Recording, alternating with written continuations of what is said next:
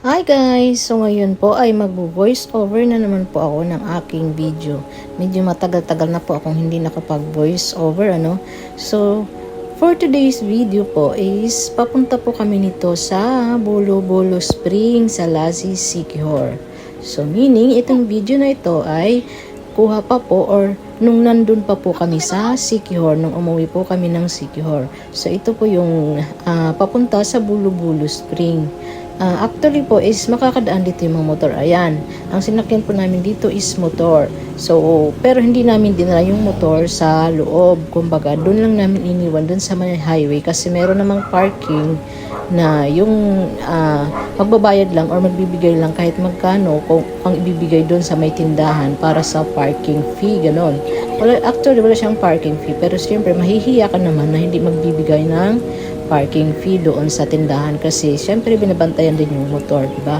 So ayan, ilang minutes lang naman po ang paglalakad papunta mismo sa Bolo-Bolo Spring. Yung iba pa uwi na, kami papunta pa lang. So ayan, so let's go, punta na po tayo sa mismong spring. Makakapasok din po actually ang sasakyan dito mga loves. So ayan, may sasakyan na palabas, meaning galing sila doon sa loob. At saka ayan, may mga parking, may mga motor din nakapark. So kung tutuusin pwede namin dalhin pero sayang din kasi medyo medyo rough road po siya. So ayan, ito na mismo yung Bolo-Bolo Spring. Kumbaga river siya, flowing river.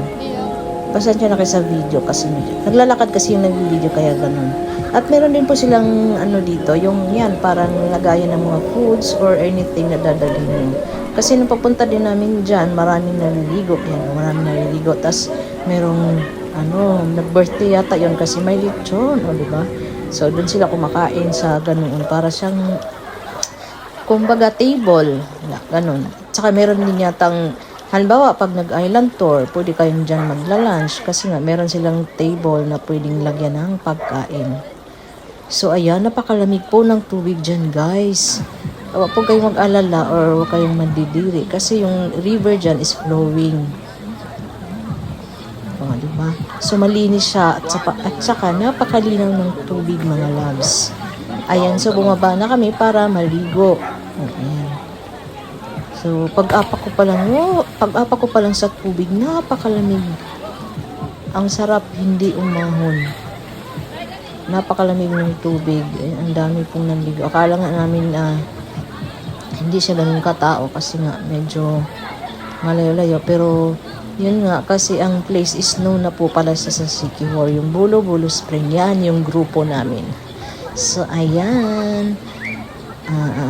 Lulubog, anong tawag doon? Basta, hunahog namin sa tubig para maligo. Napakalamig ng tubig, guys. Siyempre, nagdala kami ng sabon saka shampoo dyan. Kasi may nakikita kaming ibang naliligo na dyan na sila nagsashampoo, dyan nagsasabon. O, diba? All in one. Dyan kami nagsasabon, dyan din kami nagsashampoo. Kumbaga, talagang parang naliligo ka lang na nasa bahay. Pero pag uwi namin ng bahay niya, siyempre, nagbanlaw-banlaw din. Ligo-ligo guys, palamig-palamig sa mga taga Siquijor. Siyempre, alam ko, napuntahan niya na siguro yan. Diba, napakalamig ng tubig. Gusto niyo magpalamig sa mainit na panahon, punta lang kayo dyan sa Bolo-Bolo Spring sa Lassie Siquijor. Ayan, nakikita niyo naman mga loves, napakalinaw ng tubig. Diba? Kahit ang dami-daming naliligo, ayan, may tumalon pa nga, Mga ilang seconds lang, ang linaw na ng tubig kasi nga flowing siya. Hindi ka mag-alala madumihan kung maraming lumalangoy-langoy dyan. Dudumi or iitim yung tubig, hindi po. Kasi nga flowing siya, umaagos yung tubig. Kanina nung papunta pa lang kami, yung nadaanan ng river, yun yung karugtong ng river na yan.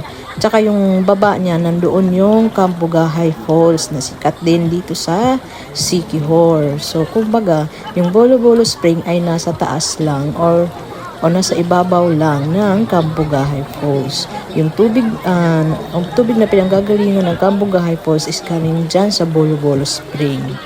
Diba? Ayan, flowing river. Ang malamig at napakalinaw na tubig sa Lassie Siquijor. By the way mga loves, baka naman magtaka kayo kasi hindi ba nga not in good health ako nung umuwi kami ng Secure. Pero nang time na yan is okay na po ako dyan.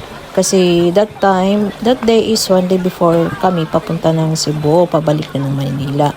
So okay na po ako dyan. Naligo kami dyan sa Bulo-Bulo. Kasi nga, di ba, nature is the greatest place to heal and recharge.